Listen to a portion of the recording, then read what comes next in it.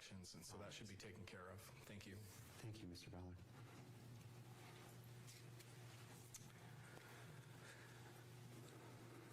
All right. I wish to address media coverage and related considerations as it relates to this hearing. The court wishes to remind all parties that the February 25th, 2026 standing decorum order is in effect and will be enforced to protect the constitutional rights of all parties while preserving the integrity, fairness, and orderly conduct of these proceedings.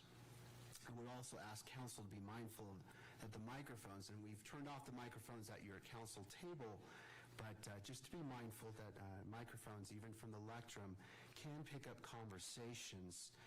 Counsel may wish to consider using screen protectors on laptops and taking reasonable steps, such as covering one's mouth when speaking, to avoid the inadvertent capture of private communications, whether by camera, microphone, or by those present in the courtroom.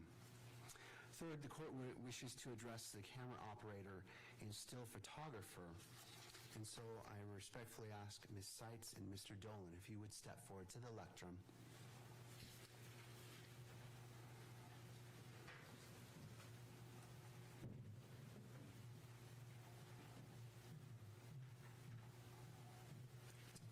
Thank you, and this is not intended to cause you any embarrassment or discomfort. I simply want to ensure that the expectations for today's proceedings are clear. So turning to Ms. Seitz first, during today's hearing, what is your primary role? Still photography, pool photographer. All right, Mr. Dolan. Video and pool video. Have you read the court's February 25th, 2026 standing decorum order, Ms. Seitz? I have. Mr. Dolan? I have also. Thank you. And so do you understand the guidelines as they relate to your responsibilities today, including the as outlined in the decorum order? I do. Thank you. I also do. Thank you. Do you need any additional time to review the order or to reposition yourself or the camera to ensure full compliance? I do not. I do not. Thank you. Do you anticipate any difficulty complying with the order? I don't. I do not either. All right. Thank you to you both. Thanks. And I appreciate your cooperation today and that we can make this proceeding move forward smoothly. Fourth, I want to turn to the state as it relates to discovery and just want to see if we could have just a brief update. Mr. Grunander. Thank you, Judge. Yes, for the record, we sent another batch of discovery to the defense as recently as last night. As far as the files that in our possession, we have provided 93.9% of those files to the defense at this point. We also, for the court's information, met with the defense yesterday, and part of the discussion centered on discovery, and we hand-delivered to them a hard drive containing information with respect to digital devices that had been seized as part of the investigation and analyses done by the RCFL, which is the Regional Computer Forensics Lab. That was a 24 terabyte hard drive. I don't imagine it was entirely full, but there was a large amount of information that was provided there. As I said, we met and talked about discovery. We talked about some of our expectations. We are candidly still waiting for some information. We had a meeting yesterday morning with some of our federal law enforcement partners, the FBI, the ATF, and talked about this issue of discovery and impressed upon them the need to have everything in their possession. We were assured that it's coming quickly. The ATF, for example, we expect to have their entire case file within the next week or so that we will disseminate to the defense. And we believe that that will have all of the underlying data in its original form that the defense could then use for their purposes with their experts. We are in the process also of reaching out to all of the local law enforcement agencies to ensure that we are in possession of all of the body camera footage from that day, as well as other information, and we continue to work on that. As part of our discussions yesterday as well, probably the primary purpose of the meeting with the defense yesterday was to forecast what we anticipated presenting at the preliminary that's currently scheduled for May.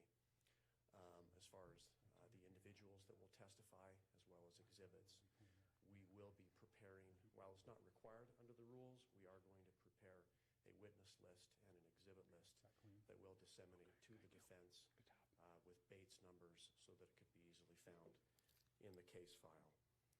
Do you have your phone with you? We are also helping the defense to facilitate a meeting for them to examine the physical evidence that's in the possession of SBI. We anticipate that probably happening next month when we're back here. I think April 17th. And then lastly, we did also coordinate a meeting to meet with the defense today, this afternoon sometime, to walk the UVU campus so that they can take a look at the scene. Okay. Thank you, Mr. Grunander. I appreciate the details. Does any party wish the benefit of the record as it relates to the discovery? Yeah, Mr. Novak. Richard Novak for Mr. Robinson.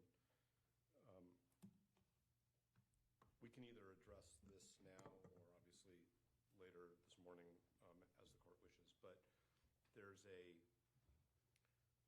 connection between the discovery that we have not yet received, that the Utah County Attorney's Office has not yet received, and going back one layer further, the State Bureau of Investigation has not received, which is directly related to our ability to meaningfully prepare for the preliminary hearing. Okay. And that is what I will generally describe as the federal forensic files.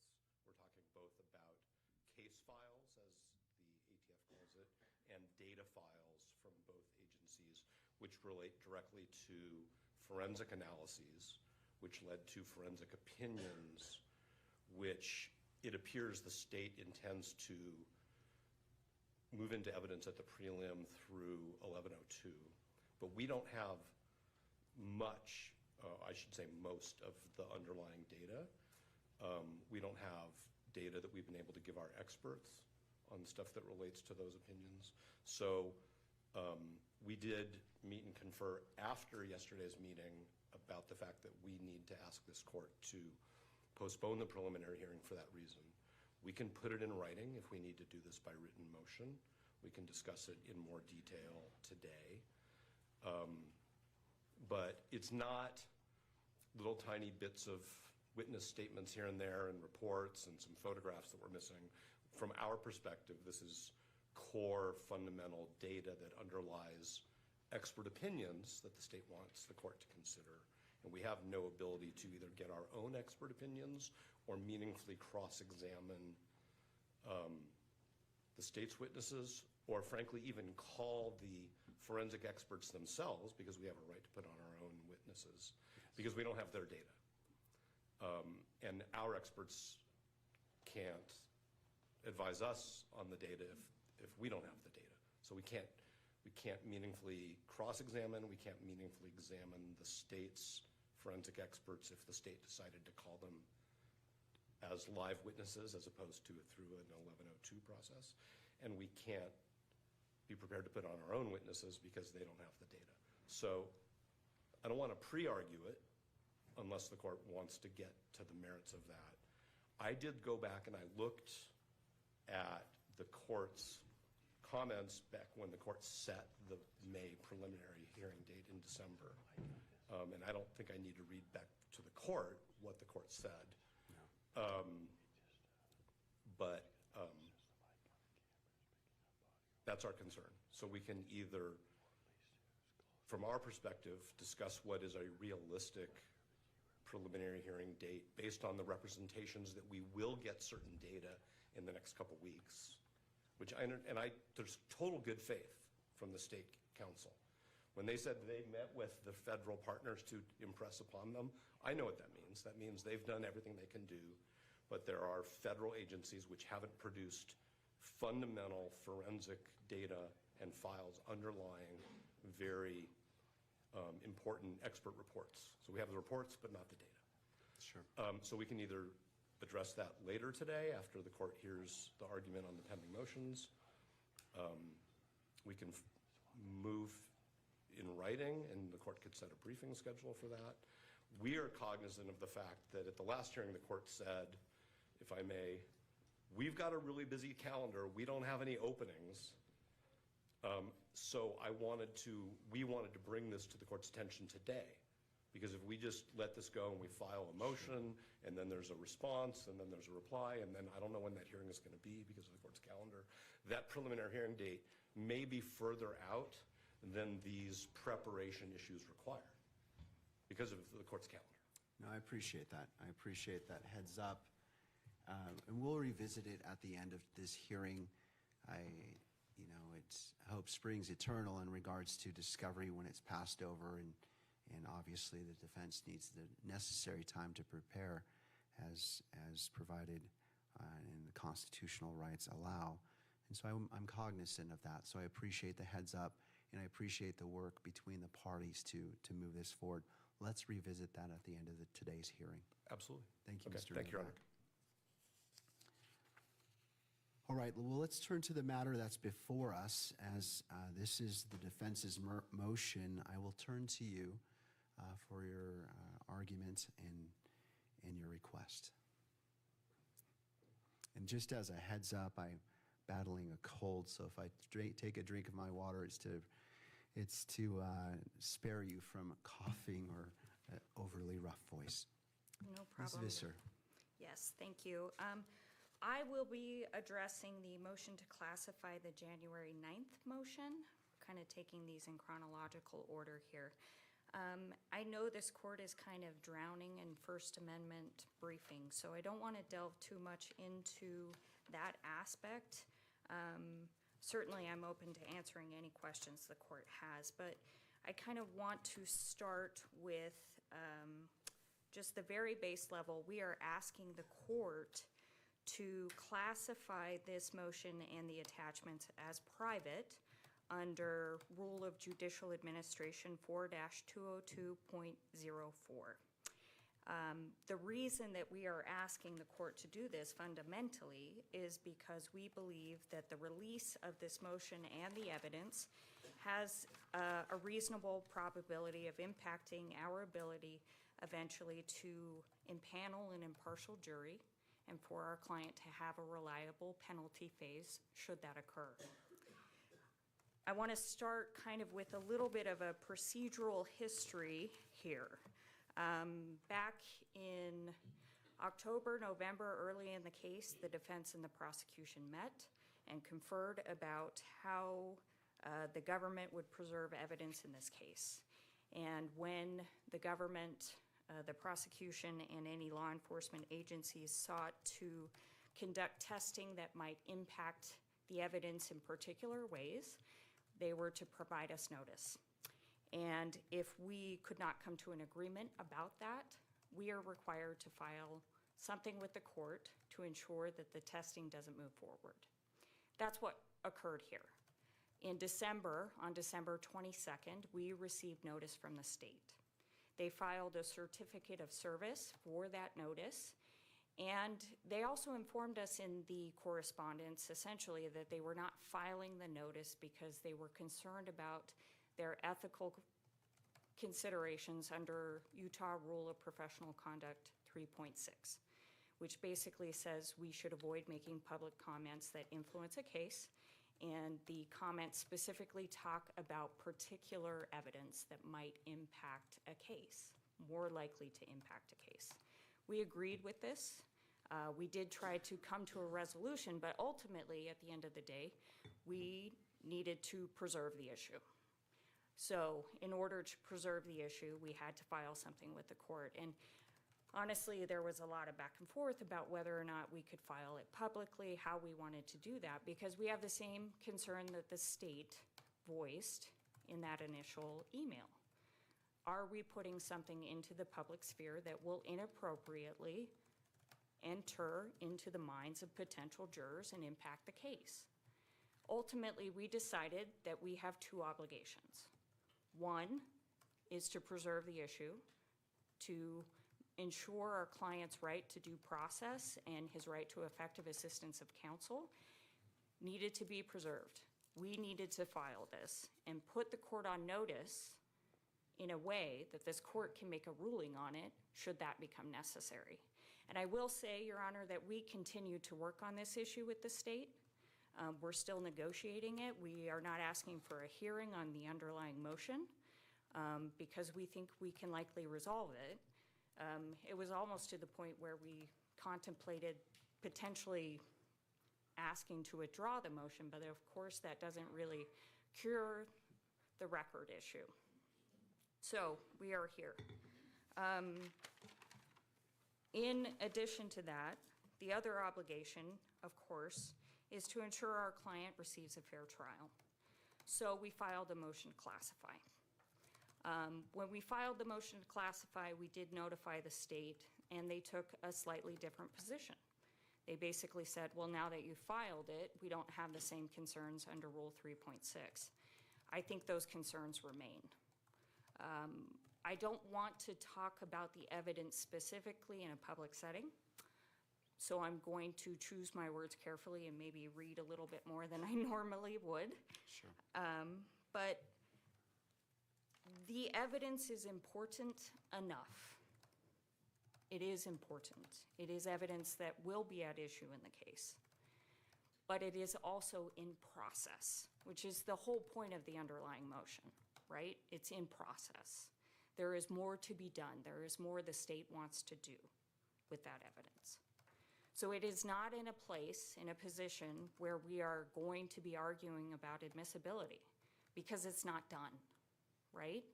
So what we're talking about is releasing preliminary evidence into the public sphere that has the potential to impact jurors. And it is important enough that we are concerned that it will sway people's opinions one way or the other. And I want to make clear that our concern here with selecting an impartial jury, really, it goes both ways. Whether the evidence is good for my client or bad for our client, whatever it is, it makes it harder to find impartial jurors if they are entrenched in an opinion about our client's guilt or innocence. Either way. So we don't want to be putting out evidence as the defense that will sway the public opinion. We've already told the court we're not fighting this case in the public. We're not trying to sway the public in favor of our client's innocence. That's not what we're doing.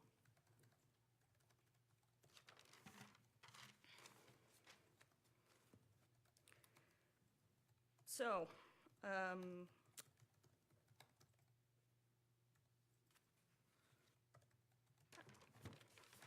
I also want to address one issue that I've seen generally arising in this case, and I think it deserves some comment.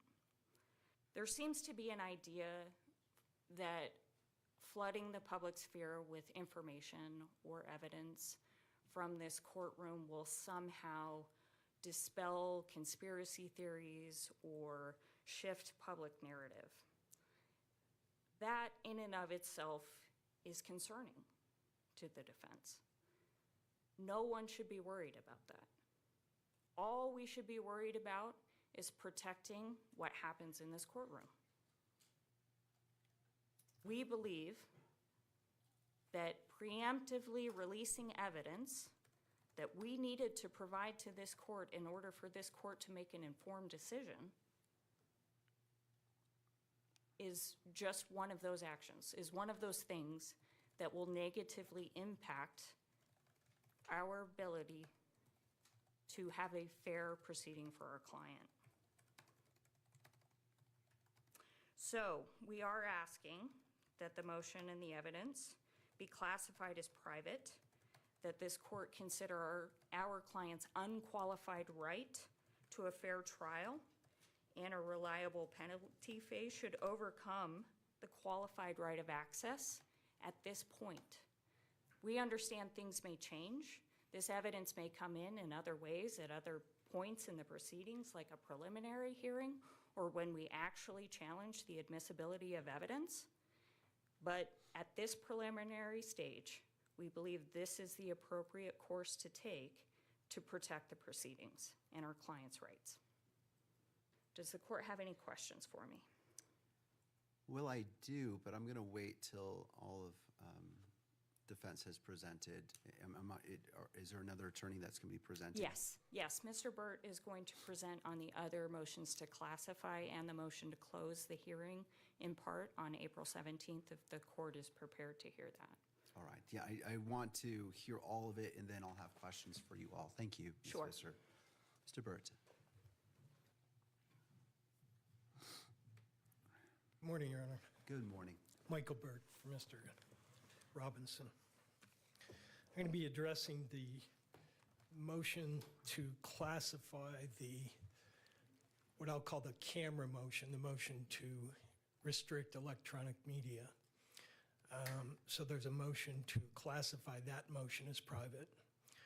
And then there's a motion that was recently filed to close the select portions of the hearing that is scheduled for April 17th. Hey, Mr. Burt, just for clarity, would you mind referencing the docket number of these motions? And, Certainly. And for Ms. Visser as well. I just want to make sure we're tying it well in the record. So, Yes. Because sometimes we use different terms about talking about the motions, and if we use the docket number in conjunction with that, it just clarifies it for everyone's benefit. And I didn't mean to catch you off guard or. No, not at all, Your Honor. So let me take it chronologically. The motion to classify, motion to exclude still photographers, TV cameras, and microphones from the courtroom as private, that's docket number 310. Thank you. Then the motion to close portions of the April 7th hearing is document 425. Thank you. And there are, of course, oppositions to those motions. If the court would like, I can outline what those are. No, I'll have the other side. I don't want to deprive them of the opportunity of doing the same thing as you just did.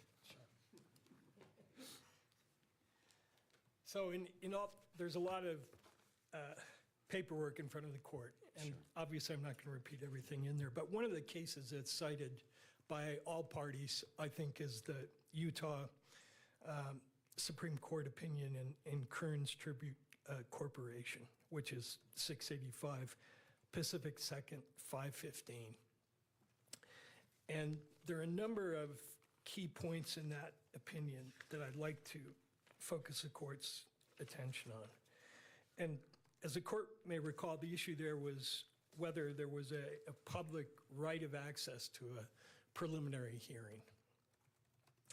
And one principle the court sets forth in the opinion is at page 519, where the court says, we believe the issue, quote, we believe the issue should turn on the precise nature of the proceedings in question. We limit our review to cases involving preliminary hearings. And then the court proceeds to explore the nature of a preliminary hearing and decides that because of the nature of that preliminary hearing, it, like the trial itself, should be classified as one that the press and the public have a right of access to. And the key portion of that discussion is at the following page, where the court says Utah's preliminary hearing is different from the preliminary hearing in some other jurisdiction in that it does not include hearings on motions to suppress evidence. Rule 7D1 provides, and then it quotes the rule, and the court goes on and says, as a result, the added risk of prejudice through pretrial disclosure of evidence targeted in a motion to suppress are not present in Utah's preliminary hearing. If the prosecution elected to try to use such evidence in the preliminary hearing in advance of a ruling on whether it should be suppressed, the defendant could seek special measures to avoid its public disclosure. So there I think the court is signaling that in a preliminary hearing context, if an issue of inadmissible evidence comes in, the appropriate procedure is for the defense to seek closure of at least that portion of the hearing where the evidence is going to be discussed. So the first point I wanted to make is court looking at the procedure we're asking to close a portion of, and that is the motion to preclude further electronic media coverage of the case. It is unlike a preliminary hearing in the sense that that hearing on the 17th is not going to include a motion to suppress evidence, obviously. It's going to include a discussion of the nature and extent of prejudicial pretrial publicity. And I emphasize prejudicial pretrial publicity because the cases define that term as a term of art. It does not include all pretrial publicity. We are not complaining about all pretrial publicity. We're complaining in that motion to close the hearing, which is the motion to prevent further electronic coverage. That's document 305. Our only focus there is on what the courts have characterized as prejudicial pretrial publicity. And that categorization includes the same type of information that Rule 3.6 prohibits lawyers from commenting upon. Things like confessions, things like evidence before it's been admitted, personal opinions as to guilt or personal opinions as to the appropriate penalty, evidence which is clearly inadmissible. Those are the categories of prejudicial pretrial information that the courts and the rule focuses on. So our motion to preclude further electronic coverage details, and what the media says in too much detail, the kinds of prejudicial pretrial publicity that have characterized this case so far. So the hearing and the standards that the court is governed by under the rulings that we cite, particularly the James case, the Utah Supreme Court case says, in deciding whether there's a reasonable likelihood of prejudicial pretrial publicity, the court has to consider a number of factors. And one of those factors, the size of the community, the nature and extent of the pretrial publicity.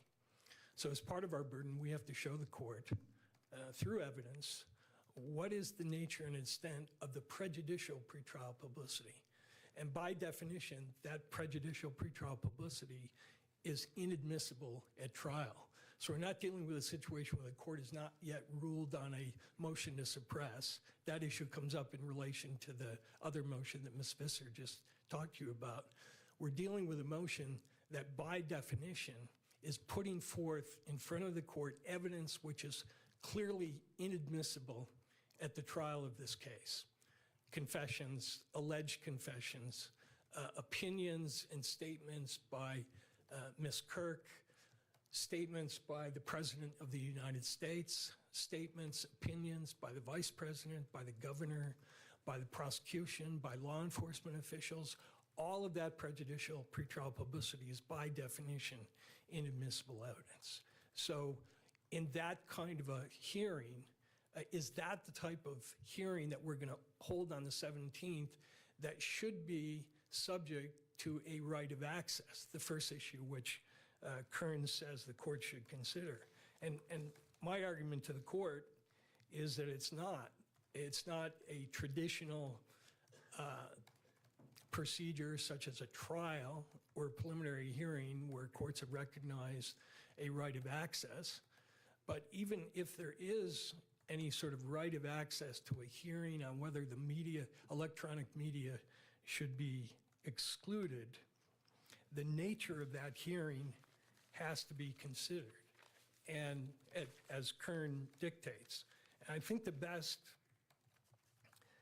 description of the type of hearing we're talking about on the 17th is discussed by the U.S. Supreme Court in Estes versus State of Texas, which we cite in our 305 pleading. And in that case, like this one, there was extensive pretrial publicity, prejudicial pretrial publicity. And in that case, like this one, there was a motion to exclude further coverage by way of electronic media. And the court addressed the issue of whether that type of a hearing is something that in itself can give rise to prejudicial pretrial publicity because of the fact that the evidence that's being brought forth during that hearing is going to be, by definition, prejudicial. And the court in Estes, this is Judge Clark's opinion, says, this is at page 535 of the Estes opinion, it is contended that this 2-day pretrial hearing, that is the hearing to exclude the press, cannot be considered in determining the question before us. And the question before them is whether Mr. Estes was deprived of his right, federal constitutional right to a fair trial. And the court goes on, we cannot agree.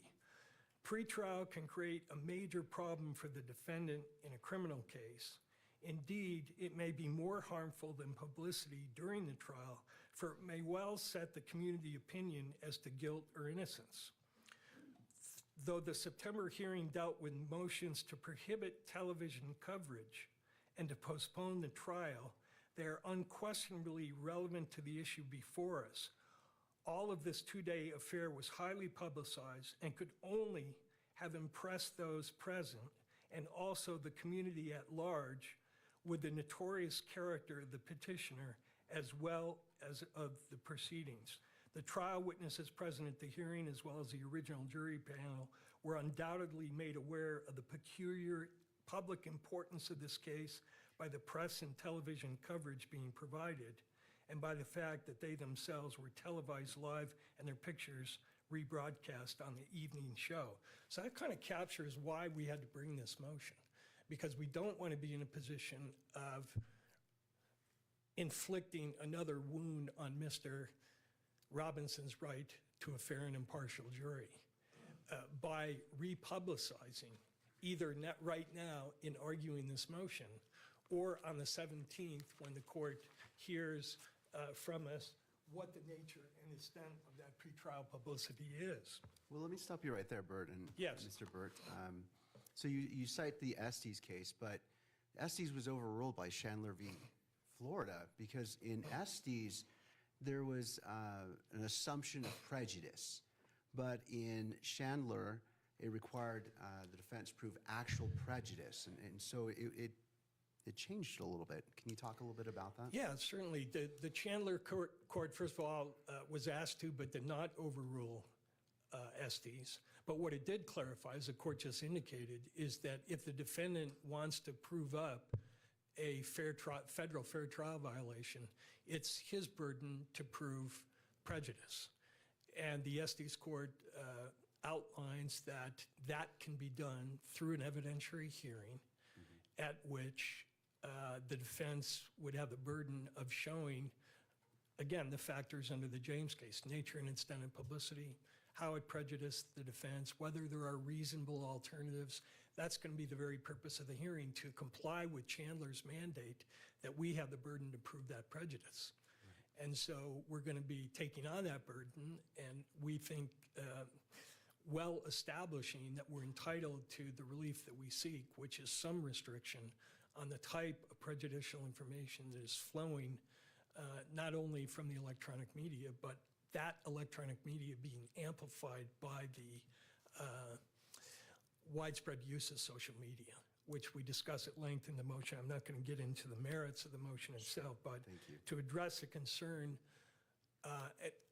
the court had about, well, really Estes is no longer good law. Estes is cited favorably in Chandler. It's cited favorably in Hollingsworth versus Perry, which is the Supreme Court's most recent discussion of cameras in the courtroom. And the court is correct that Chandler put a gloss on it, that we have to show there is no presumption of prejudice, but there is a presumption of prejudice in regard to certain types of prejudicial pretrial publicity. And the clearest holding to that in that regard is the Schilling case. Schilling says there is no presumption of prejudice unless certain categories that the courts have recognized as prejudicial are proven, and then it's inherently prejudicial. And the example that Schilling cites is publicity about a confession.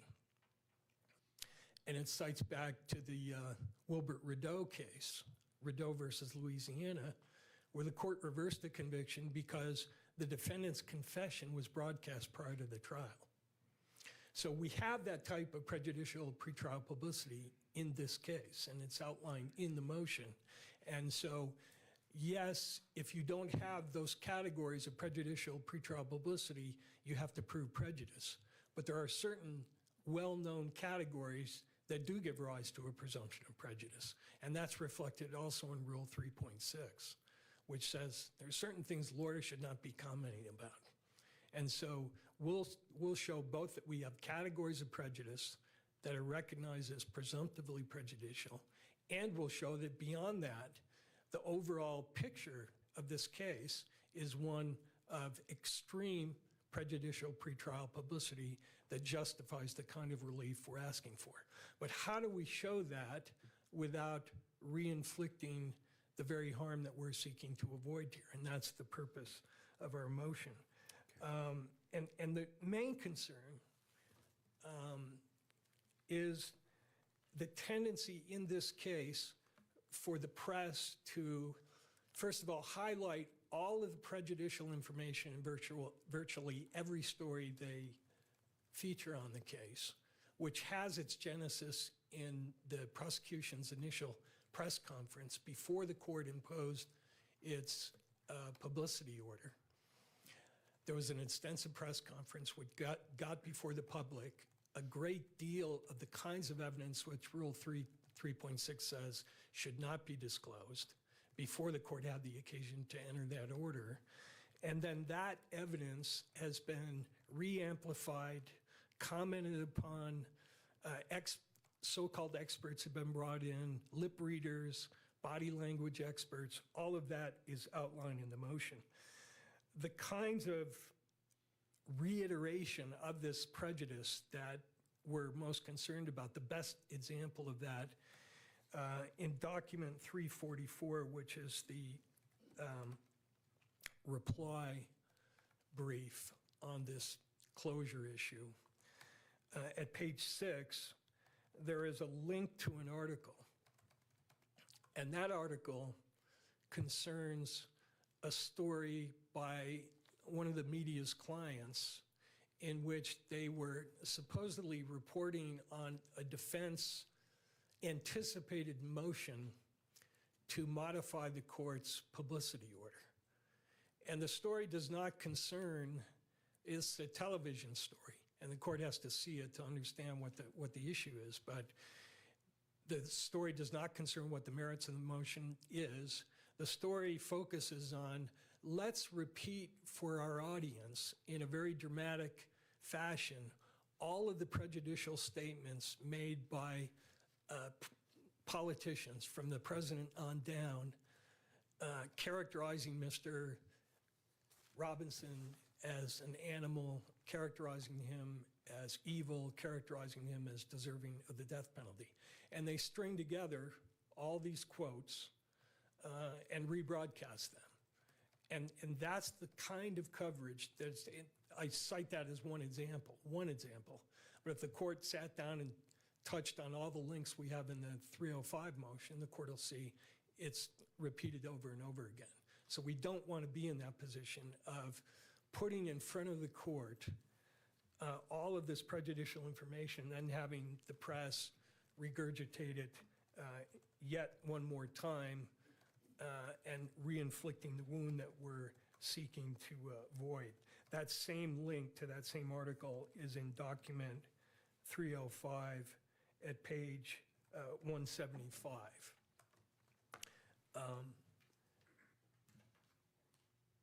It's interesting that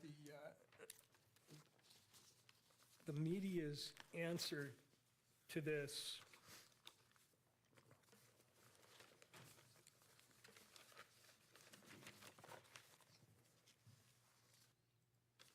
which I'll discuss, but I think I first need to return for a minute to the Kearns case.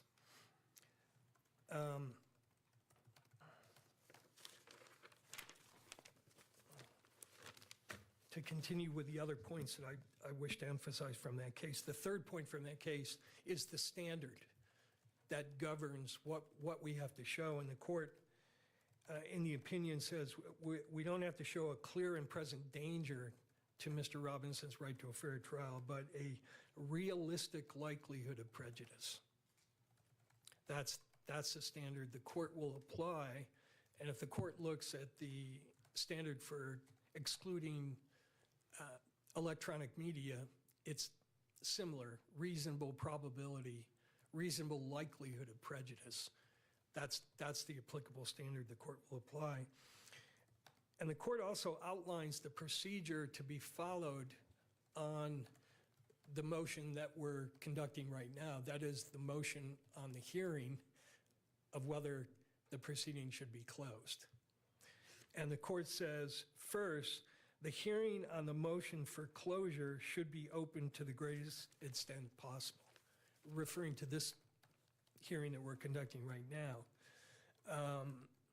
And then the court says, second, if disclosure of the alleged prejudicial material is essential to the conduct of the hearing on the motion for closure, the court should first seek a voluntary agreement from the parties who wish to be present that they will not disclose the alleged prejudicial information until it is disclosed at the trial or the trial has concluded.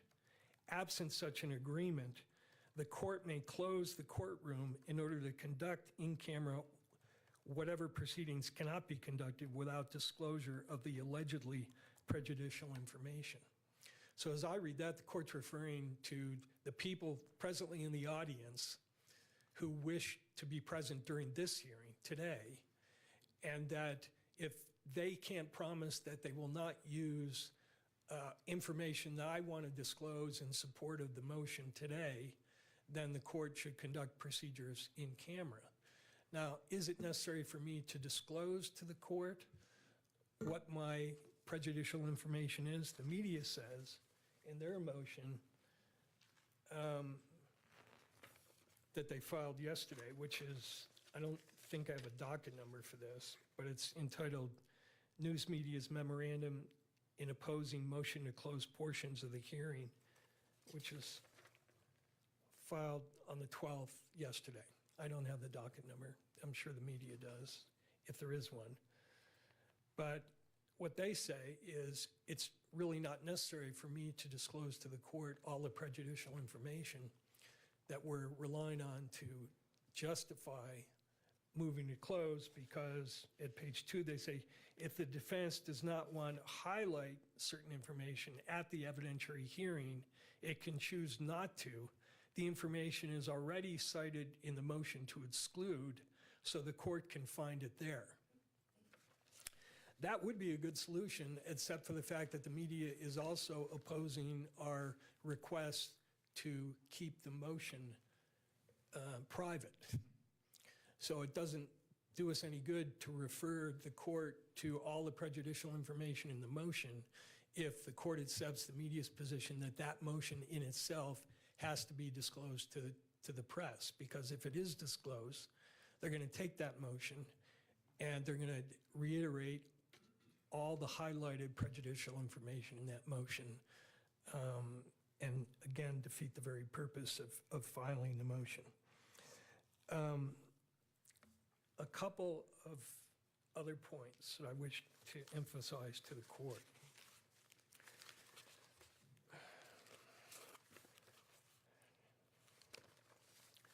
One is, in both the present motions that I'm talking about and the motions that Ms. Visser just responded to,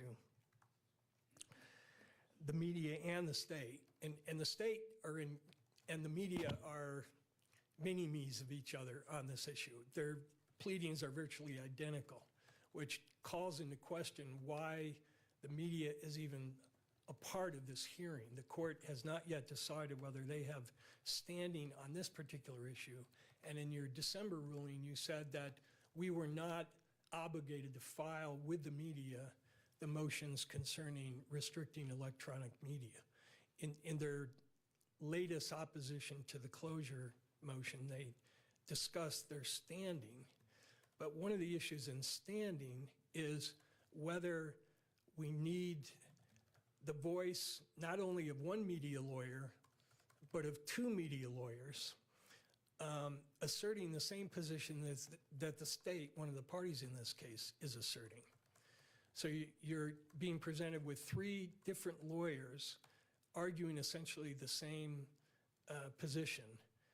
And when the court denied intervention to the media in this case, it cited the Utah Supreme Court decision in Society of Professional Journalists of Utah versus Bullock.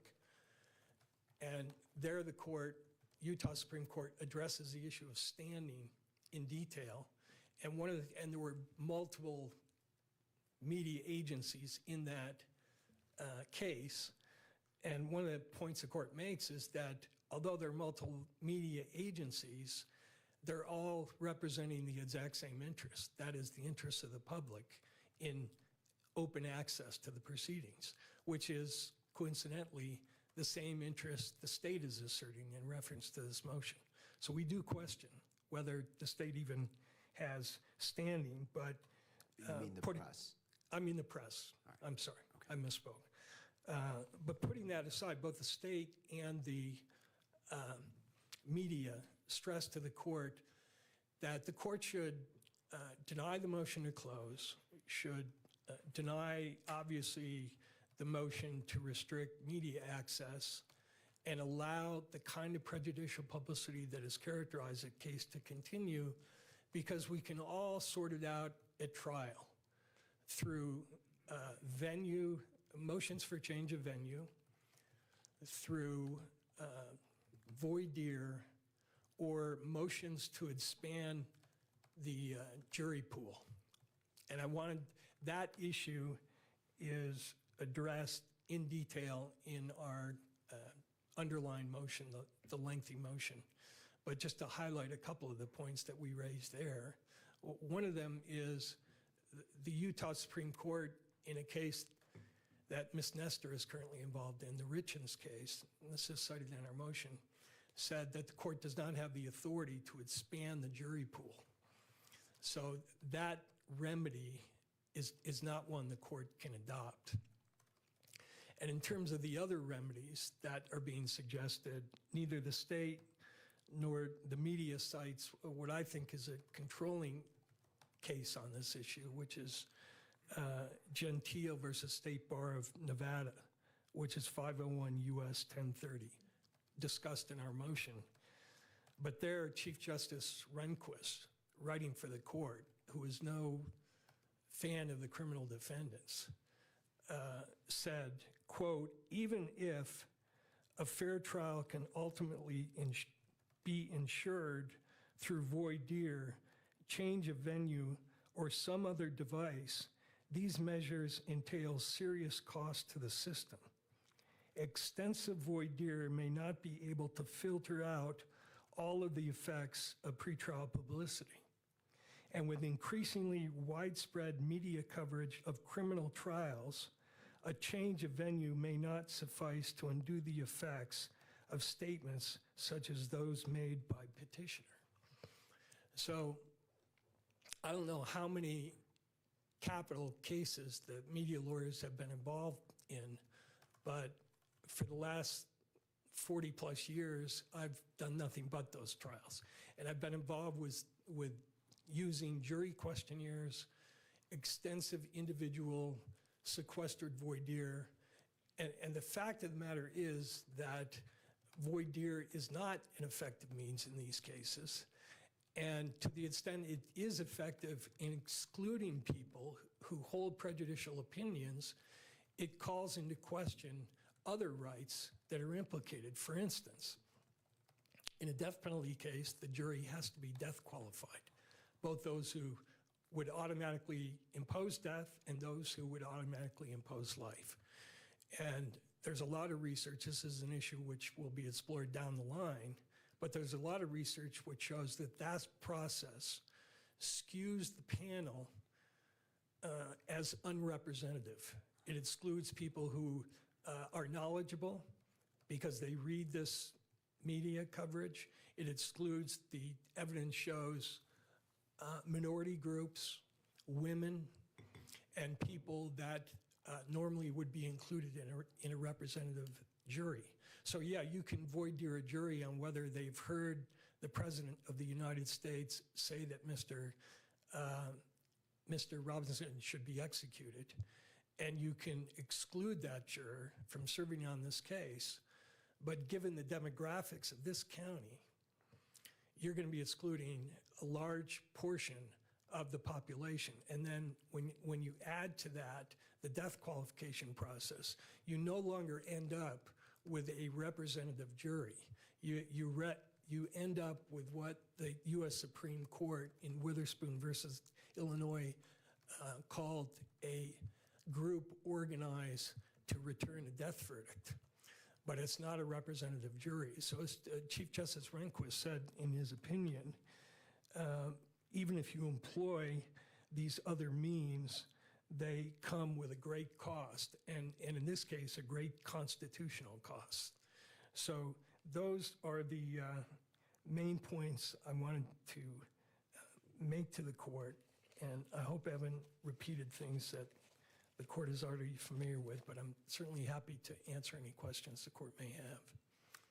Well, what I think I'm going to do is wait till the state makes their argument, and then I'll have questions. That's going to put the picture together for me. Great. And then have questions for all parties. I just want to make sure I hear it all, and I appreciate your arguments, Mr. Makes Burt. sense.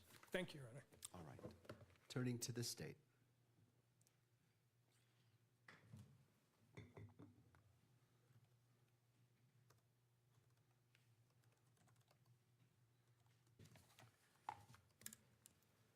Your Honor, Christopher Ballard on behalf of the state.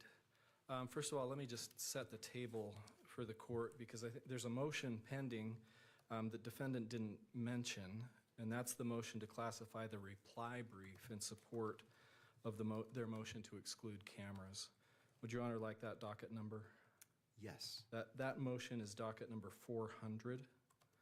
So as I understand it today, we've got 4 motions in front of the court, 3 of them dealing with classifying documents that have been filed.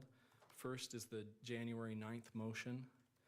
Then we've got a motion to classify the motion to exclude cameras, which Mr. Burt has just addressed. A motion to classify the reply in support of that motion to exclude cameras, which I just mentioned is docket number 400. And then also a motion to close portions of the hearing in April that Mr. Burt has also addressed. So it's my understanding that we're here on those 4 motions. Would it be helpful for the court for me to give you the state's oppositions to those motions, the docket numbers for those? That would be helpful, Mr. Okay. Ballard. Thank you. Sure. So on the January 9th motion, state's opposition is docket 340. On defendant's motion to classify the motion to exclude cameras, the state's opposition is docket number 346. On the defendant's motion to classify the reply supporting its motion to exclude cameras, the state's opposition is docket number 431. And then on the motion to close portions of the April hearing, the state's opposition is docket number 448. Thank you. I think part of the problem with this is on 3 of these motions, we don't have any requests to submit. There is a request to submit that the media helpfully filed on the January 9th motion, and that lists all of the docket numbers of the relevant documents. There's been quite a few on that one. So hopefully that's helpful for the court. Yes. Okay, the next thing I want to clarify is the standards that apply to these 2 different categories of motions. The defense here has not been very careful about articulating and applying the correct legal standards that govern these motions, because there are different standards that apply to classifying documents as opposed to closing a hearing. The standard that applies to classifying documents is found in the Utah Rules of Judicial Administration. That's Rule 4-202, point oh, let's see, .04. But the standard that applies to closing a hearing, as the state explained in its opposition, is governed by case law, and that's the Kearns Tribune case and subsequent cases following that case. And then I also want to just clarify that Rule 3.6 of the Rules of Professional Conduct that's also been mentioned, that rule, while it might be relevant because it talks about pretrial publicity, it does not govern any of these motions. Because Rule 3.6 talks about lawyers making extrajudicial statements. We're not concerned about any extrajudicial statements in any of these motions or in closing the hearing. Obviously, everything that's going to occur in the hearing is going to occur in court. And I also just want to emphasize that Rule 3.6 makes it clear that there's nothing improper about a lawyer commenting on information that's contained in a public record like the information that's filed in a criminal case.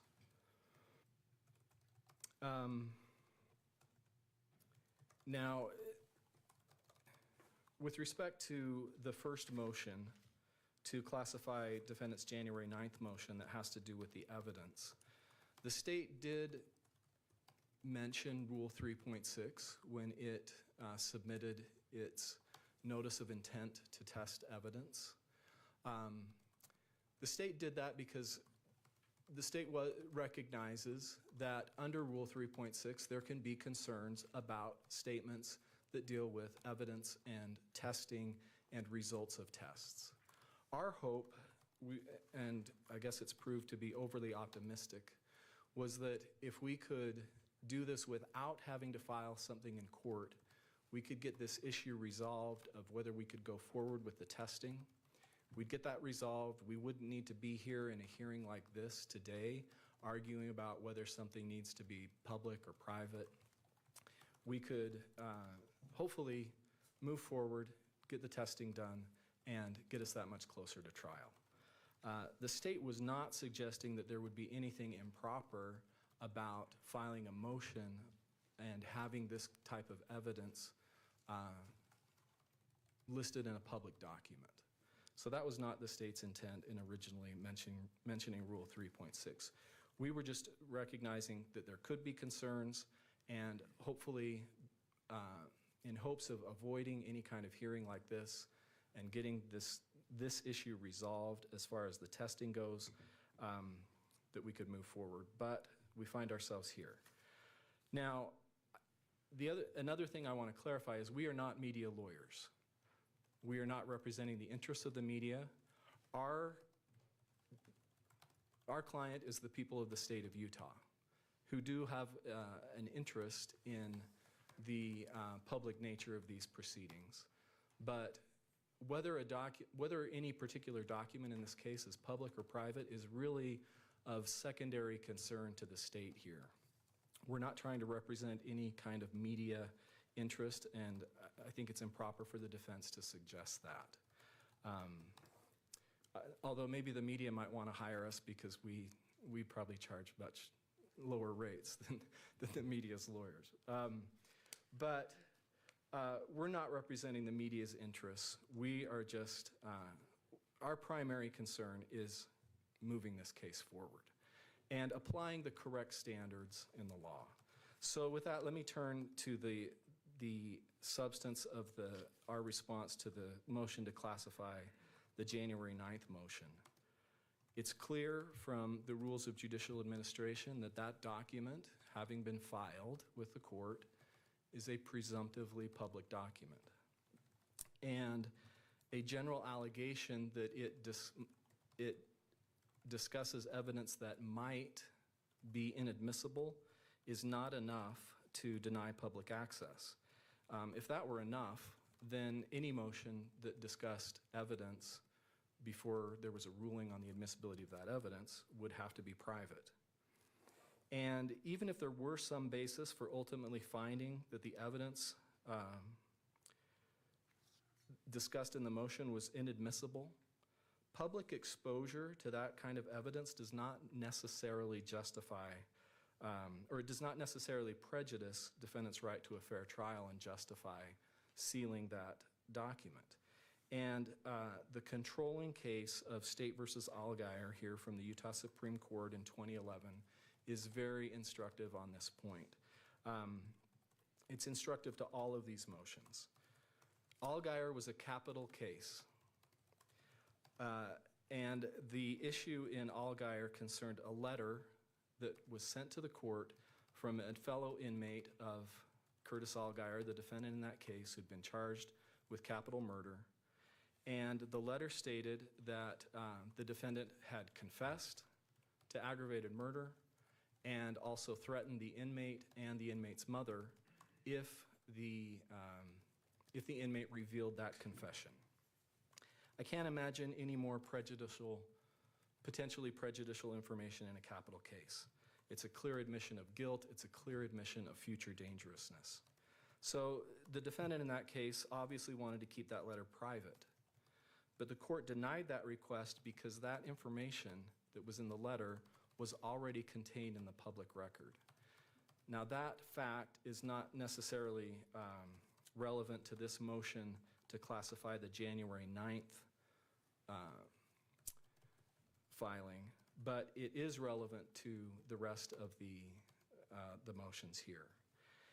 But what the court said next in affirming the trial court's decision in Allgaier to release that letter is really instructive, because the court recognized that despite already circulating reports of highly prejudicial information, there were alternatives to restricting public access to the document.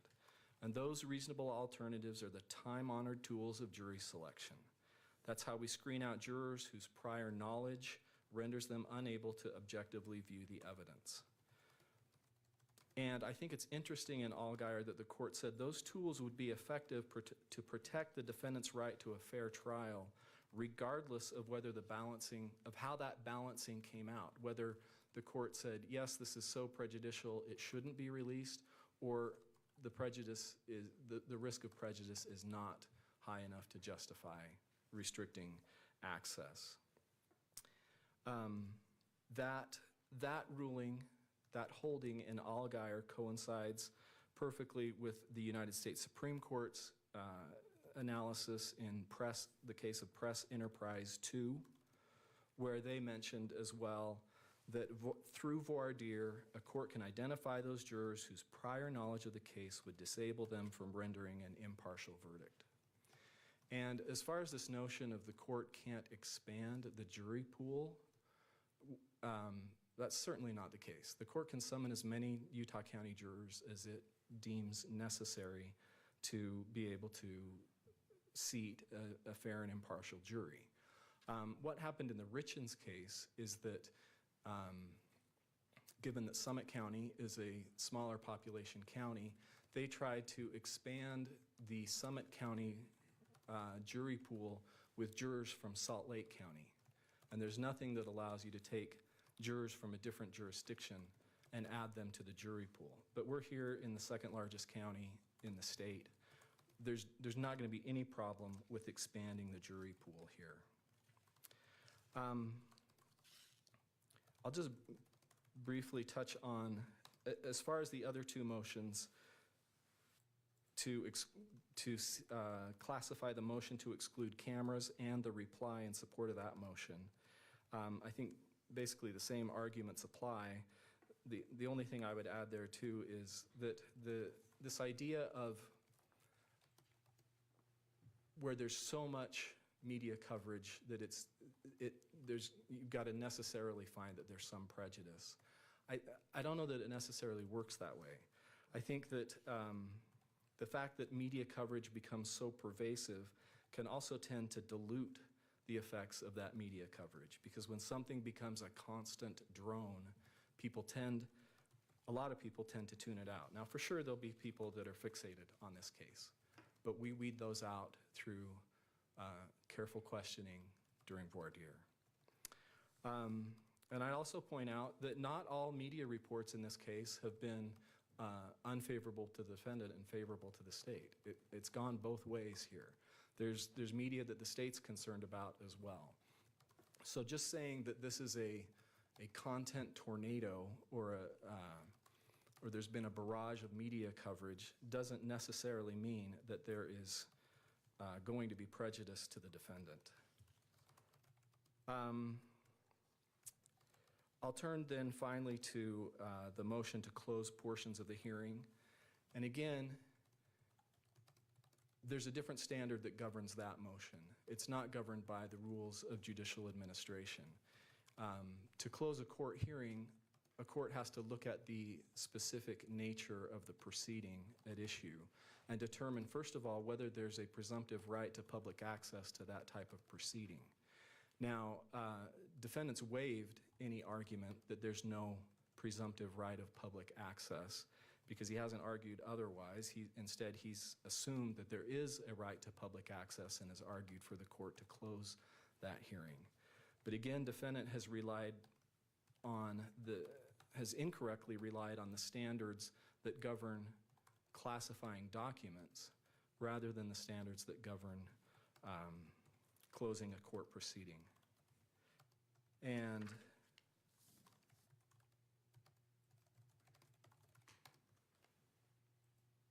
But the same arguments still basically apply, that the defendant would have to show that the closure is necessary to protect his right to a fair trial, and we don't believe that he could make that showing where most of the documents, or most of the evidence that's going to be discussed at that hearing is already public, and that's where that other portion of the Allgaier case comes in. If you're going to be discussing things that are already public, that tends to favor keeping the proceeding public rather than closing it. Now, the state does agree with the defendant on 2 points in that motion. To the extent that the hearing is going to discuss media coverage that has violated the court's decorum orders, we would agree that those portions of that hearing should be closed because that would be just committing further violations of the court's decorum orders by repeating that evidence. And then defendant has also mentioned that there are personal privacy concerns to some people and that they want to discuss media reports that have created concerns about personal privacy and safety, and the state would agree that those concerns are sufficient to justify closing the hearing. So we would agree with the defendant that portions of the hearing that discuss decorum order violations and that implicate personal privacy and safety, those should be closed, but otherwise, that April 17th hearing should be open, especially where it's just going to be talking about things that are already public. Right. Does Your Honor have any other questions? Not just yet. Thank you, Mr. Ballard. Thank you. Any other argument? Yes, Your Honor. Thank you. And counsel, remind me your name.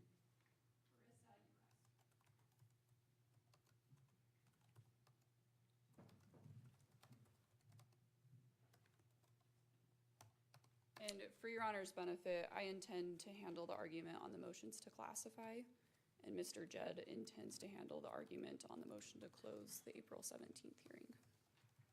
Thank you. So I'll start with the motion to classify the January 9th, 2026 motion. That's docket 285. And for the court's benefit, the news media oppositions are at docket 302, docket 337. And then we also filed a supplemental opposition on March 10th. I don't believe that has been filed on the docket yet because we filed it under seal and there wasn't a way for us as non-parties to file it on the docket. I will note that I do think the court granted our motion to file under seal, but it looks like the motion that was sealed, the opposition that was sealed was, I think, the incorrect opposition. I think the sealed one was docket 451, and that should have been kept public, whereas the one we sent to the court via email is the one that should be sealed privately. Thank you for that clarification. Yes, and we can clarify it again later if that's helpful. So starting with the motion to classify the January 9th, 2026 motion, and before I get into our arguments, I'll just clarify that I don't intend to comment on sort of the substantive arguments in the motion or the underlying evidence referred to. So as the state argued, filings are presumptively public. That's in the rule, it's clear as day. I do want to differ from the state a little bit though. So Rule 4-20202 sort of explains what the court needs to do when it's deciding whether or not to keep a filing public or to allow it to be sealed. What that rule doesn't exactly do is tell the court what sort of is the standard that it's applying when it's weighing the interests. And for that standard, I would refer the court to Press Enterprise 2. That's 478 US 1. And I know Mr. Judd intends to talk about this a little as well, so I won't go into too much detail. But that's the case from the US Supreme Court that was decided after Kearns Tribune, which the parties already referred to. And in that case, the court said that when a court is deciding to close a proceeding, so it wasn't referring to filings or documents specifically, but it was talking about a proceeding like a preliminary hearing. It said the court has to make specific findings, and there has to be a substantial probability that fair trial rights will be prejudiced. And the court was very clear that the standard is substantial probability. And then the court also said there has to be no less restrictive alternatives. So that really maps nicely onto Rule 4-20202. The only difference being that in Press Enterprise, the court clarified the standard is substantial probability of prejudice. And although that case was referring to hearings, open hearings and open court filings are just two sides of the same coin. They're stemming from the First Amendment, they protect the same interests, so there really is no need for the court to consider or apply a different standard for open filings or open proceedings. It can really be that Press Enterprise 2 test.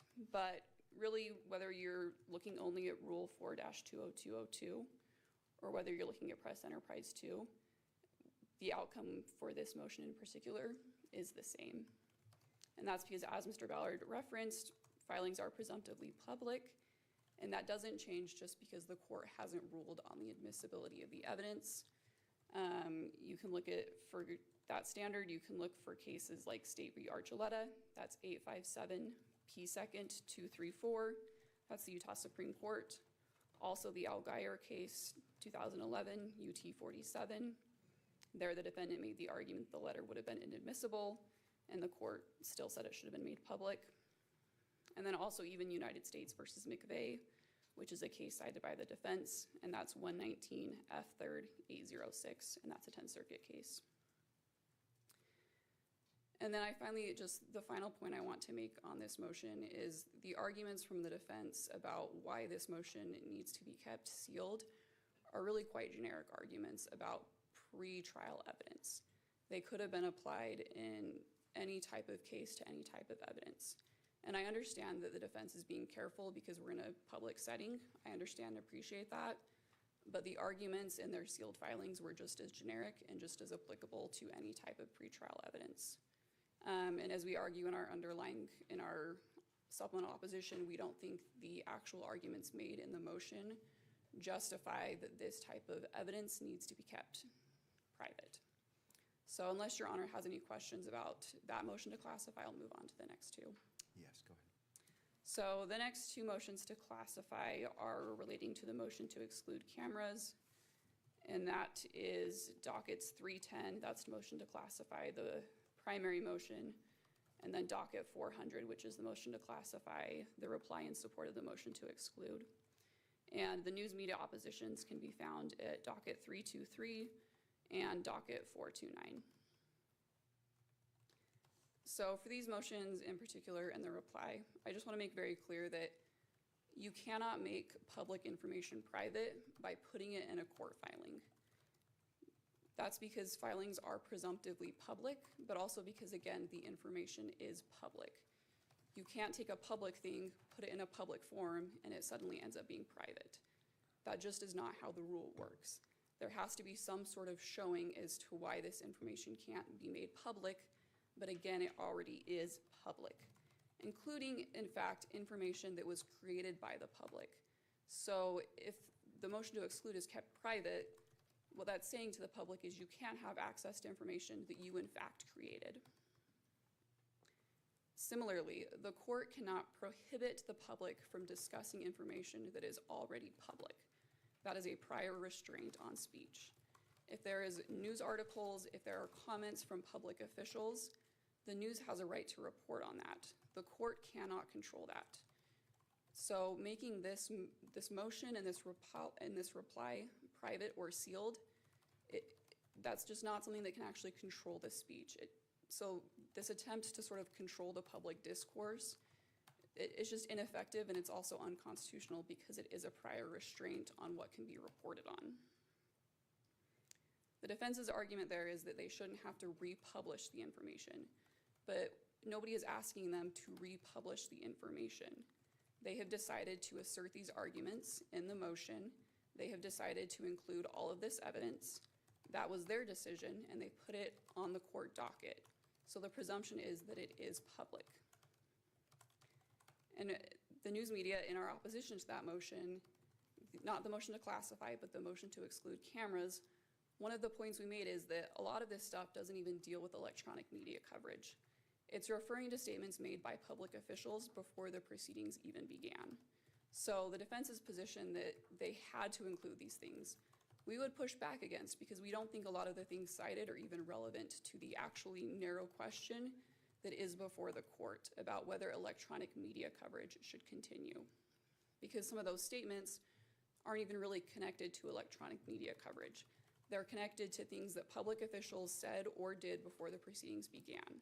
And we don't have a dog in that fight. We're not trying to litigate whether or not that was lawful or not. We're just trying to litigate, should electronic media coverage continue?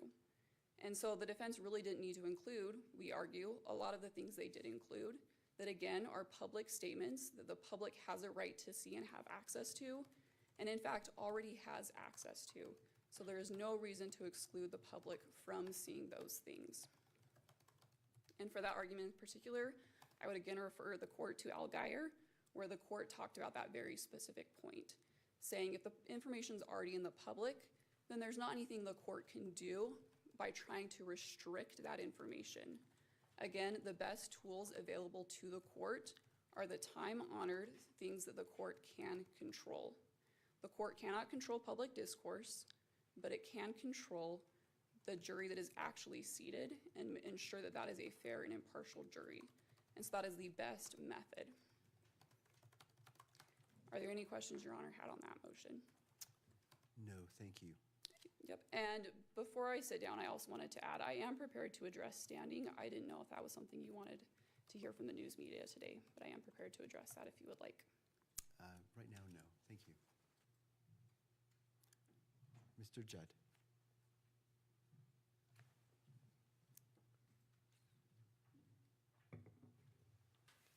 Thank you. Thank you, Your Honor. As Ms. Uresk suggested, I'm going to address briefly the motion to close the April 17th hearing in part.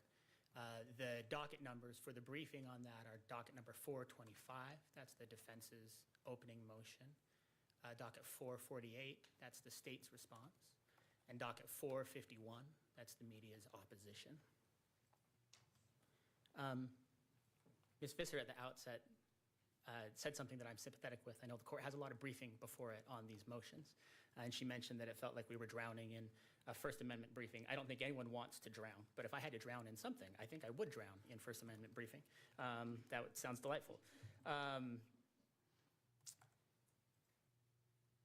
The court ultimately needs to make a practical decision about each of these motions in front of it, and that's a tough task, and I want to help the court with that the best that I can. If the court is going to close or seal anything, the court has to make findings, and the court has to explain which interests it's weighing. It also has to do an important thing in determining that the restriction it's imposing on public access is the narrowest possible way of protecting the countervailing interests in favor of secrecy. So that's tough. The court's been through that several times already, including with the motion to disqualify and the hearing there. How do we identify an interest that we may believe justifies an exception from this rule that the public gets access to these proceedings. And then how do I make that as narrow as possible to ensure that if that interest needs to be protected, I am, but it's narrow. I'm grateful, therefore, that the defense, got this motion on file in time for us to discuss it today, so we can talk about that April 17th hearing today in advance. And I'm also grateful that that motion and both oppositions recognize what I think has to be the case, which is most of that hearing, if not all of it, needs to be open. The two sides have talked about the kinds of hearings that are presumptively open. This is one of those. There's no reason that it shouldn't be. It's not a juvenile matter. It's not another type of sensitive matter that would qualify, and any argument to the contrary has been waived. So we start with the presumption that this is open. The defense also recognizes, I think, that most of it should be anyway, that the things that they seek to protect are some narrow categories of information. I think where we run into challenges is a lack of specificity. And if we can't get to the specifics, justifying what exactly would need to be closed and why, then the presumption wins and it stays open. I see in the motion an argument that something about what they call a litany of potentially prejudicial statements may not want to be introduced. But of course, for the court to enter a ruling saying, okay, that part of the hearing will be closed, we have nowhere near the kind of specificity we would need to say what that would even look like. Would there be some sort of short colloquy where certain pieces of evidence would be introduced? If so, what? A certain statement by a public official? A certain news clip? A certain statement? We don't know, because the motion that will be discussed at the April 17th hearing is 185 pages long, and it has, again, a litany of information. It's possible that there may be some part of some piece of evidence in that weighty motion that the court may be better to review in camera, right? So as to not publicize it again and risk this republication problem. But we don't know what that is at this point. Another suggestion is that the December 11th closed portion may be discussed there. I think that's gone. I think we now have a transcript that has almost all of that hearing open. The last piece is that there may be some kind of private and personal information. Sorry, there's two more. There may be some sort of private personal information, potentially for a witness. The court has, very narrowly in the past, in this case, identified one instance where keeping at least one bit of identifying information off camera may be appropriate. Maybe the court would see fit to do so again here, but we don't know what the ask is. And at this point saying, okay, I will grant the motion to close a portion of that hearing to the extent that it implicates some kind of private information would be impossible for the court to do, because the court can't do that balancing test that the rule requires without that type of clarity. The last piece is alleged violations of the decorum order. Again, I struggle a little bit to understand exactly what would be presented that would justify closure. I think discussing, hey, we believe in these cases and these types of media coverage, there was something that was a violation. Something was shown that shouldn't have been, and here's the problem that it creates. Again, if it's, we want to show the media clip in which that decorum order violation was broadcast, I think that wouldn't justify or necessitate closing the hearing. The court could look at it on its screen. The defense could refer to what we're going to show you right now is the following kind of violation. In short, I think the task that's been put in front of the court to attempt to close part of that hearing right now is impossible. What would the court say, I am going to close at this point, when everybody decides that the vast majority of that hearing needs to be open? It may be possible when we get to that April 17th hearing that the court may be faced with a request to say, here's what we're going to present. We're going to put this witness up, and this witness is going to talk about this thing.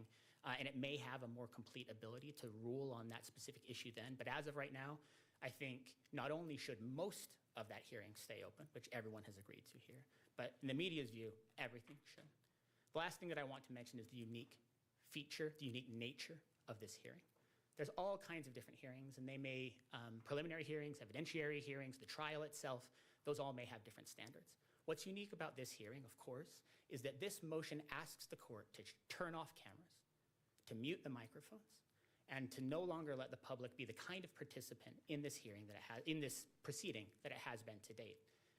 Saying, not only should the cameras be turned off, not only should the microphones be turned off, but the argument as to why that should happen should be sealed from the public, and the public kept out of that hearing strikes me as the exact opposite of what the presumption of public access is meant to do. Of all the types of things that the public should be able to see argued.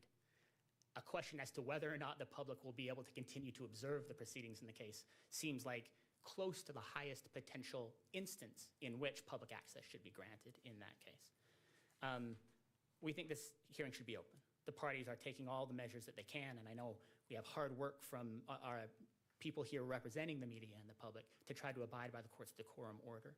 The court has done heavy lifting so far to initiate and refine that decorum order to balance the interests. We believe that that is the approach the court should continue to take, to continue to allow access, but to have appropriate restrictions to balance the interests. And we ask the court to do that with respect to the April 17th hearing as well. Thank you, Mr. Judd. Defense, do you want to have a response?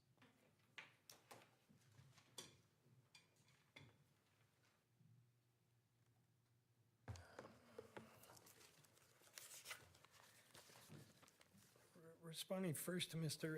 Ballard's arguments, Your Honor. Quote, "We are not concerned with extrajudicial statements." That is not correct. The motion, and also responding to Mr. Judd's argument that we're not specific as to what it is we don't want publicized, that the motion sets forth 305 in great detail, the specific prejudicial pretrial publicity that we think prejudices Mr. Robinson's right to a fair trial. So it's hard to understand in light of the length of that motion and the detail at which the prejudicial publicity is set forth, how a media lawyer can stand before you and make a statement that we have no idea what they're asking to be excluded. What we're concerned about, as I indicated in the argument, is the specific categories of prejudicial information outlined in 305 that state opinions, extrajudicial opinions of public officials, extrajudicial opinions of the prosecutors, of law enforcement authorities. So when Mr. Ballard said we aren't concerned with extrajudicial statements, we are concerned with that. And those extrajudicial statements are outlined in the motion itself very specifically, so the court has in front of it. And if the court, if it would assist the court, we could proffer to the court a proposed redacted motion which would take out everything identified in that motion as prejudicial pretrial publicity. I think it's obvious from the face of the motion what that information is, but if it would assist the media in understanding exactly what we're talking about, we're more than happy to do that, and if that would assist the court. The idea that one of the media lawyers said, oh, the statements of the of public officials are not connected with the media. I can't understand, for the life of me, understand what that means. The media publicizes those statements, and if the court looks at all of the electronic media coverage that we've got outlined in the motion, the court will see it's a very slanted, biased rendition of the prosecution's version that Mr. Robinson is guilty and should be sentenced to death. There's no impartial reporting in any of the electronic media. So when the media lawyer says, this coverage is, they're just public officials, we have no control over them, we're not in any way responsible for what they say or what they don't say, that is false. They are responsible in the sense that they are putting in front of the public a distorted view of an incriminating portrayal of Mr. Robinson. And that theme of incrimination is repeated over and over in virtually every one of the clips that we provided to the court. And we've emphasized that those clips are merely the tip of the iceberg. And we will present during the hearing much more than what's presented in the motion to prove that very point. And so there is a connection. And it's not only the electronic media, but the social media who is taking this information and spinning these theories of incrimination. Mr. Ballard says, oh, well, it's not, we haven't told the whole picture because some of that is pro-defense, and he indicates in his pleading that they're going to put in at the hearing publicity concerning conspiracy theories that are out there. And the implication is that those conspiracy theories somehow help Mr. Robinson. But we're on the side here of using this trial as a method to find truth. We have no interest in advocating conspiracy theories, whether they help Mr. Robinson or not. So I think it'd be helpful for the court to see some of these conspiracy theories. But the main point is the public is not being educated by electronic media. They're being biased by it, and they're being slanted to extreme views on both ends of the spectrum. And that's where the court, under the Maxwell case, says the trial court has a primary responsibility to step in and take measures that could lessen the impact of that publicity. The idea that it's already out there, and the Algier case, I want to focus for a minute on that case, because I think if anything, it supports the argument we're making. The court in that case was concerned with a letter from a jailhouse informant, a single letter, who claimed that Mr. Algier, I'm sure I'm mispronouncing his name, had confessed to him in a jailhouse conversation. And the trial court refused to seal the letter because there was already other publicity. We don't know what that other publicity is. It's not detailed in the Utah Supreme Court's opinion. But when the case reached the Utah Supreme Court, critical fact for the Supreme Court, was that in the briefing in front of the Supreme Court, Mr. Algier had included the letter that had been sealed by the trial court pending the appeal. He himself disclosed the content of that letter. And the Utah Supreme Court said, in affirming the decision of the district court that the interests favoring unsealing the letter outweigh the interests that favor keeping it sealed, we note that since the time of the district court's decision, most of the significant information contained in the letter had been introduced into the public arena. Specifically, in his brief in this court, which is a public document, Mr. Algier included the third district court's decision to unseal the letter. That decision, which was filed under seal, quoted the letter. Because these portions of the letter have been placed by Mr. Algier into the public arena and are therefore accessible to the media, any significant interests that would be protected by requiring the letter to remain sealed are now greatly diminished. So how does that case compare to this one? Well, first of all, we're not dealing with information that the defense has voluntarily put into the public domain. In Algier, there was no motion to file the letter under seal by Mr. Algier. In this case, we filed all the relevant pleadings here with a request that they be classified as private. So counsel for the media misspeaks when they say, oh, well, once it's filed, it's in the public domain. The very purpose of the procedure to make something private is for the court to rule on whether it should be considered a public filing. So that procedure was followed here. It was not followed in Algier. He put the documents into the public domain. The second thing is, I think, strains credibility to say that the factual record in Algier is in any way comparable to the extent and nature of pretrial publicity in this case. We're not dealing with a confession letter by a jailhouse informant, a single letter by a jailhouse informant. You can't compare the President of the United States, the Vice President, the Governor, to a jailhouse informant in terms of the weight that the public is likely to give to that information. So the court in Algier was not saying, we don't care what the pretrial publicity is. We're holding that in every case where there's been any disclosure of information, no matter what it is, that's the end of the ballgame, and the court has no obligation to try and restrict further prejudicial pretrial information. The court never said that. And when Mr. Ballard says he can't imagine any more prejudicial information than a letter from a jailhouse informant, I would recommend to him the facts of this case, because this is a case that goes way beyond a single letter from a jailhouse informant. It covers opinions by highly respected, in this county anyway, public officials who directly state that Mr. Robinson is guilty and deserves the death penalty.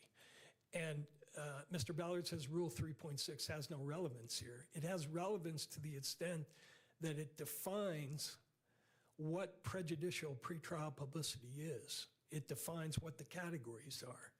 And the Levitt decision, which is cited in our motion by the recent decision by the Utah Supreme Court, emphasizes that the categories outlined in the commentary of Section 3.6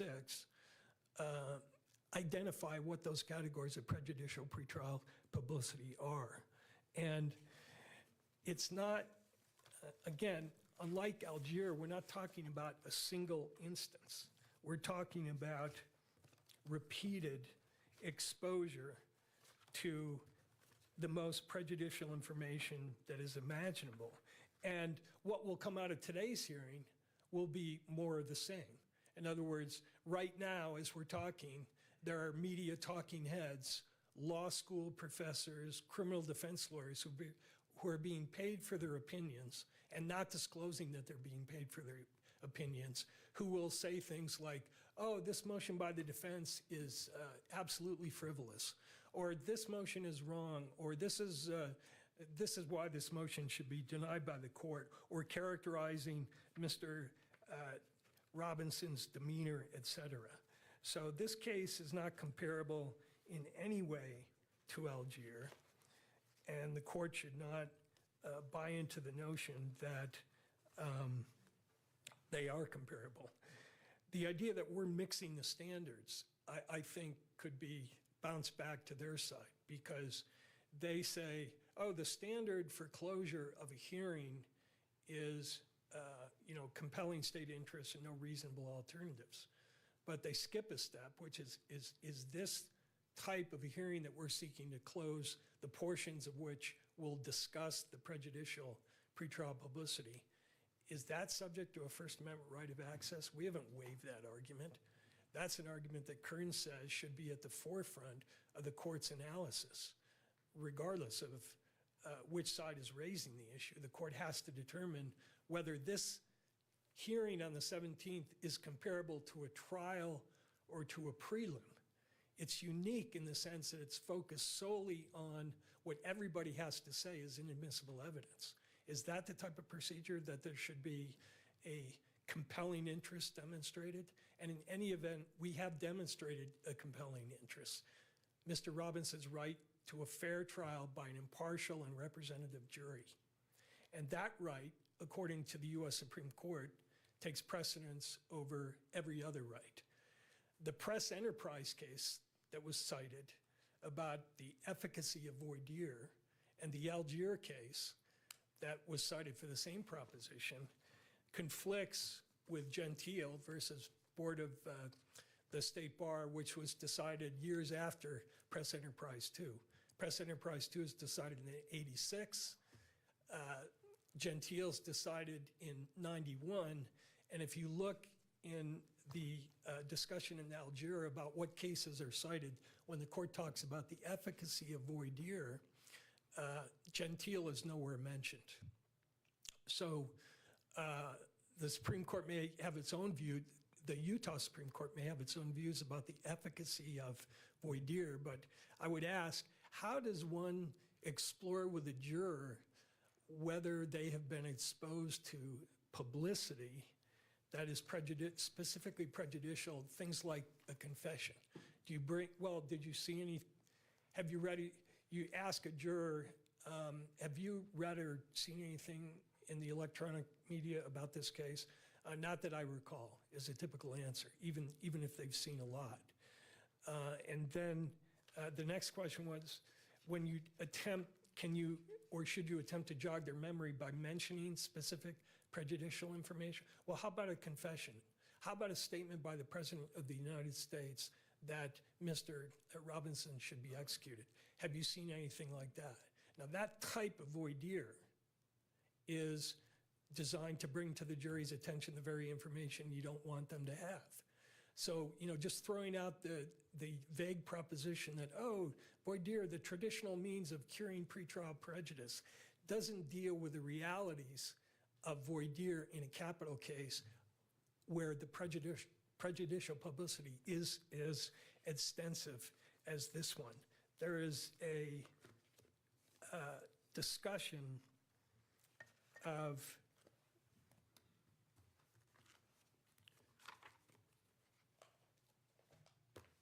this issue in an older case, but it always struck me as kind of really stating the truth of it. In the court, this is an old, high publicity murder case, California case, Corona versus Superior Court, 24 Calap 3rd, 872. And the court is characterizing its experience with voir dire as an effective method. And the court says, questioning on voir dire as to the effect of the media's evidentiary disclosures, one prospective juror may deny or admit awareness, another disclaim or admit prejudgment. One may falsely deny both knowledge and prejudice for the sake of a place on the jury. An honest juror may admit knowledge or a tentative prejudgment and find himself excluded. Many will sincerely try to set aside their preconceptions and give assurances of impartiality, yet unconsciously bend to the influence of initial impressions gained from the news media. And along the same lines, we have in this case an expert declaration that is discussed in docket 305, which talks about the importance of repetition in causing conscious and unconscious bias in jurors. And the importance of unconscious bias is it's by definition bias that cannot be weeded out by voir dire because the juror doesn't know they've been affected by it. And the expert, this is page 94 of 305, says the volume of coverage in notorious cases can be overwhelming. And studies show that the quantity of pretrial publicity to which jurors are exposed affects their level of bias.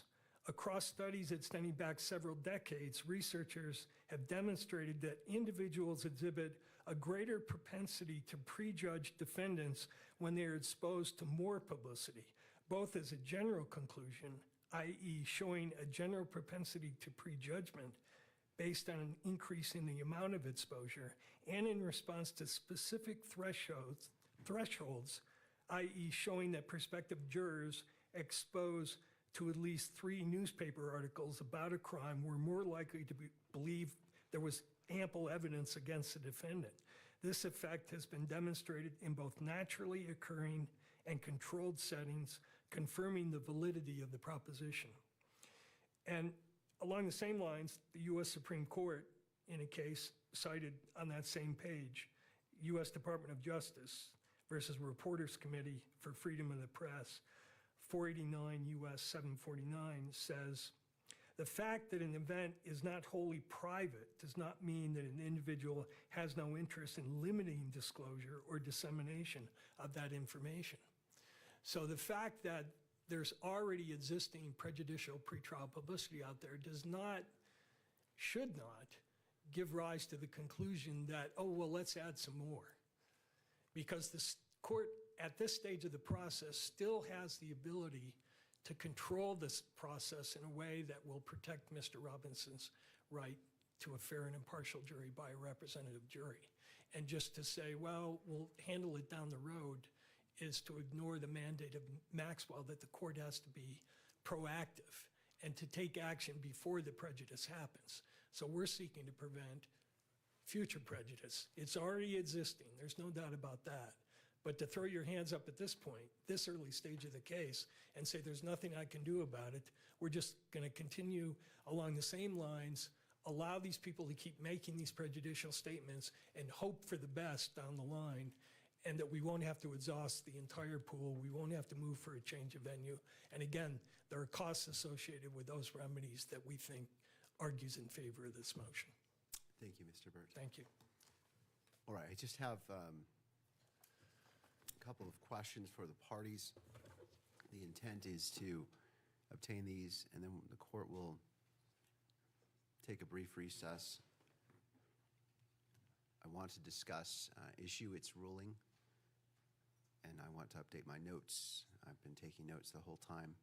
I'll be issuing a ruling, but I also, based off that ruling, will want to talk about what the expectation for the next hearing is, to set the guidelines in place so we all come in prepared, knowing what the expectation is and what we'll be handling specifically. All right, to the defense, most pretrial motions discuss evidence that has not yet been ruled admissible. If the court seals the January 9th motion simply because the evidence might be deemed inadmissible later, wouldn't that set a precedent requiring the court to seal almost all pretrial evidentiary filings?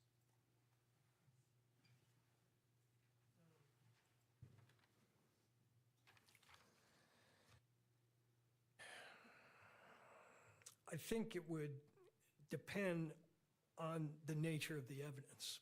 In other words, if it's evidence that doesn't go to the heart of the case, the court always has to consider the nature of the evidence. Right. Here we're talking about essential forensic testing opinion evidence. And so that puts it into a category that I think is distinct from any and all motions having to do with any sort of evidence. There may be some evidence that doesn't fall into that category. And I note that on this precise issue the court raises, the sentence in Kern's Tribute addresses that. The court says, if the prosecution elected to try to use such evidence in the preliminary hearing, in advance of a ruling on whether it should be suppressed, the defendant could seek special measures to avoid its public disclosure. So I read that as saying the court is not really focused on whether there has been a ruling on admissibility. It's, again, what is the nature of the evidence? Why are you trying to disclose it? And I think the court can make reasonable distinctions between, is this the kind of evidence that could cause problems, or is it, in the harmless error category? Thank you, Mr. Burt. Sure.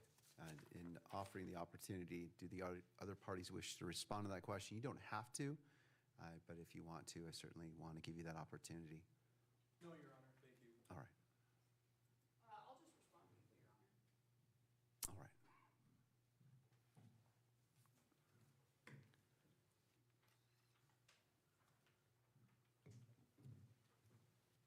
Marissa Urask on behalf of the news media again. So just to respond to the argument that the test should be whether the evidence goes to the heart of the case, that's not really a standard that I'm aware of in case law or the rules. Again, the court goes through the balancing test, and there has to be, specific findings. There could be a substantial probability of prejudice. And here I would just argue that's just not the case. And I will just direct the court to the arguments we made in our sealed supplemental opposition that is very specific to this motion as to why that showing has not been made here. Thank you.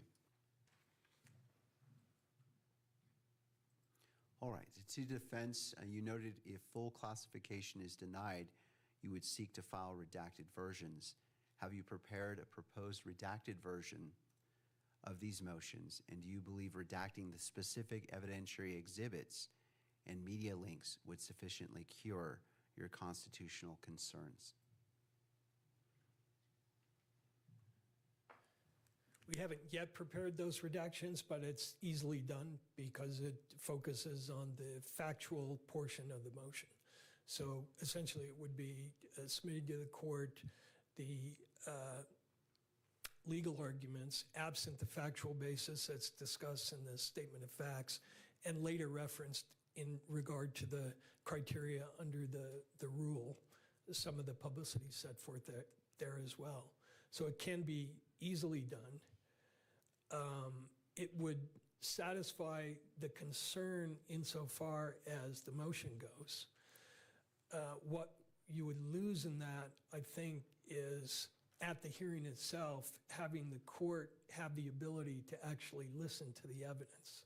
I'm not sure, I think that falls into a different category. In other words, the motion is one thing, but presenting it live to the court, I think presents a different issue. And perhaps that can be addressed by submitting to the court in camera the clips that are outlined in the motion, which that would satisfy our concern. But the only other thing I think could arise is if experts are commenting on something the court has considered in camera, those opinions might disclose that information. So that could be a special problem. But in general, I think redacting the motions and providing the court with a disk or a thumb drive that contained the clips with the understanding that that would not be disclosed. In other words, by providing that to the court, the media would say, oh, you provided to the court, therefore it's filed and we're entitled to it. I think the understanding would have to be the court is being provided this with the understanding it is private. And to answer the court's question, I think those kind of remedies would resolve the issue. Thank you, Mr. Birch. Sure.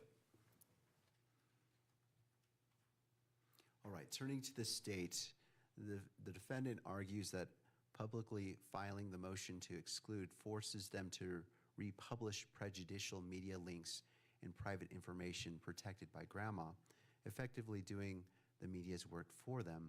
Does the state acknowledge any risk to the integrity of the proceedings by hosting a consolidated repository of this potential prejudicial material on the public docket? I think, defendant, you can't ignore the fact that there is a risk that when you repeat something, it's emphasized. Certainly we agree with that there's a risk of that. I think Allgaier is controlling, though, where it says the fact that something is already public tends to support that should remain public, and that Allgaier, it didn't directly address whether that would risk republication, whether the republication would risk emphasizing, but certainly that's the undertone there in Allgaier. And I just wanted to clarify one point there. If you look at paragraph, just let me grab my computer. Sure.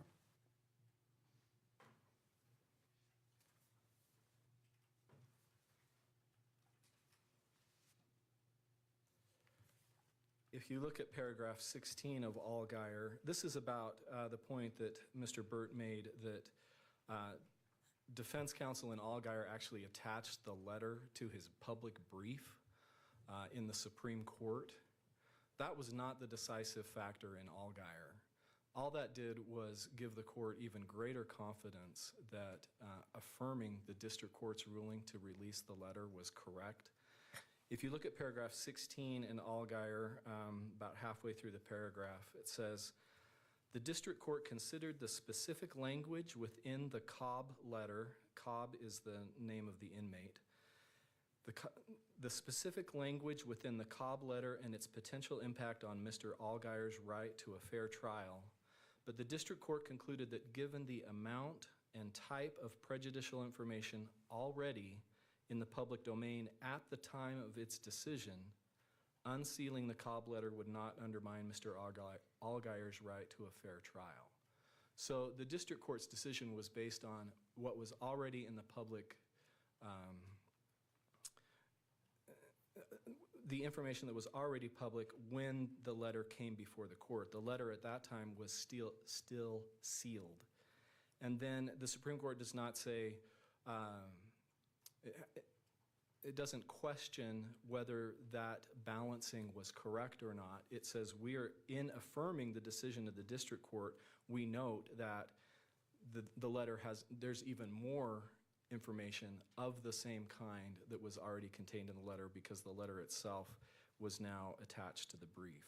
So the decision in Allgaier was based on the information that was already in the public domain even absent the defendant attaching the letter to his brief. All right, thank you. Court has no further questions. We are right at the noon hour. The court intends to take a 15-minute recess to review my notes, considering the arguments, and to issue a ruling on this case as it relates to what's before the court. And then we'll come back and discuss